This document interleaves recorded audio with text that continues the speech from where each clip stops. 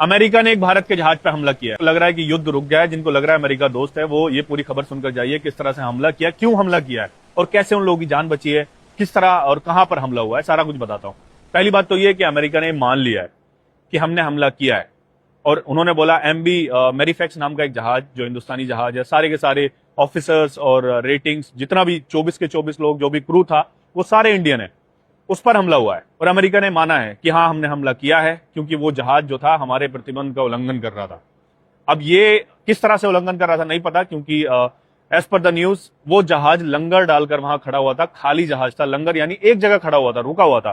तो कैसा उल्लंघन कर रहा था नहीं पता, लेकिन अमेरिका ने ऐसी जगह हमला किया, उसकी नेवी ने, कि लाइफ बोट, एक साइड की लाइफ बोट डैमेज हो गई। लाइफ बोट मैंने कई बार अपनी शिप पे आपको दिखाई है कि अगर जहाज डूब रहा होता है, क्योंकि ऑब्वियसली जब मिसाइल से हमला हुआ है तो उसके हल में होल हो गया होगा, कोई तो डैमेज होगा तो जहाज डूबेगा। तो फिर अगर ऐसे केस में जहाज डूब रहा होता है तो लाइफ बोट, उसका नाम लाइफ बोट इसलिए होता है क्योंकि वो जिंदगियां बचाती है। तो एक साइड की लाइफ बोट ही डैमेज हो गई, दूसरी साइड की लाइफ बोट रोप डैमेज हो गई, तो कोई भी साइड की लाइफ बोट को लोअर नहीं कर सकता था क्रू।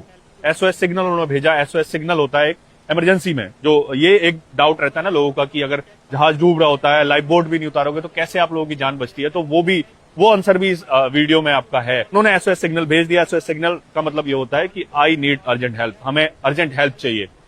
सिग्नल भेज दिया गया। पास की नेवी, ओमान नेवी और एयरफोर्स ने मिलकर हेलीकॉप्टर लिफ्ट किया उन लोगों को। आप देख रहे होंगे वीडियो में, हेलीकॉप्टर लिफ्ट किया जा रहा है। 24 के 24 लोगों को बचा लिया गया। लेकिन क्या होता जहां पर मिसाइल अटैक हुए हैं, अगर वहां पर कोई होते हैं लोग, शिप पर हर जगह जाते हैं, वहां पर कोई कुछ भी अपनी कोई काम कर रहा होता, कोई मेंटेनेंस कर रहा होता, कोई ड्यूटी कर रहा होता, बड़ी आसानी से मिसाइल मार दी जाती है और कह दिया जाता है हमारा उल्लंघन कर रहा था। लेकिन कोई एक भी अगर जान जाती है, यहाँ पर जो लोग अपने घरों को छोड़कर पता नहीं कौन कितने कितने महीनों से रह रहा है, वो क्या ही उनके घर वालों पर बीतेगी। क्योंकि अगर जान जाती है तो अकेला बंदा नहीं जाता है, पूरा परिवार जाता है। लोगों को लगता है कि एक मौत से एक मौत होती है, नहीं, पूरे परिवार की मौत हो जाती है। जो उसके घर वाले उसका इंतजार कर रहे होते हैं और वो खुद जो घर जाने का इंतजार कर रहा होता है। ये क्या है, दुनिया को क्या चाहिए, कुछ समझ नहीं आ रहा।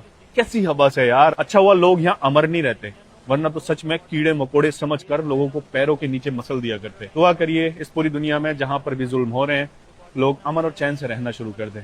अगर प्यार मोहब्बत से लोग रहेंगे तो शायद लोगों के दिलों में जिंदा रहेंगे जाने के बाद, वरना तो लोग ऐसे ही याद करेंगे कि जालिम था, कोई जुल्म करके चला गया।